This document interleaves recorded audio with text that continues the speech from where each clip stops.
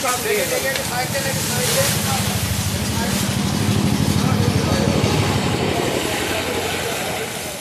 উপজেলা কৃষি অফিস আমরা যৌথভাবে কিছুদিন আগে একটা অভিযান পরিচালনা করেছিলাম এখানে।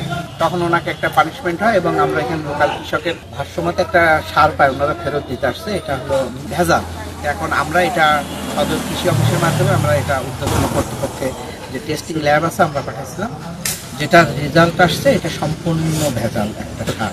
সেই পরিপ্রেক্ষিতে আমরা আজকে সদর উপজেলা কৃষি অফিস অধিকার আমরা এখানে আসছি, আছে এই 8 বস্তা সার আমরা এখানে ভেজাল সারটা ডিস্ট্রয় করেছি এবং এই ভেজাল সার যেটা কোথা থেকে আনছে এই অথেন্টিক সোর্স আমাদেরকে দেয় না। এই ভেজাল সার ক্রয় বিক্রয়ের জন্যে ওনাকে 1 লাখ টাকা জরিমানা করা হয়েছে। কার্যক্রম যে ভেজাল সার অবৈধ সারের বিরুদ্ধে আমাদের কার্যক্রম অব্যাহত থাকবে। আর সবার উদ্দেশ্যে আমার একটা মেসেজ যে অথেন্টিক সোর্স থেকে সার নেওয়ার জন্য সরকার প্রতিষ্ঠান থেকে এবং ক্রয় বিক্রয়ের ভাউচার সংরক্ষণের জন্য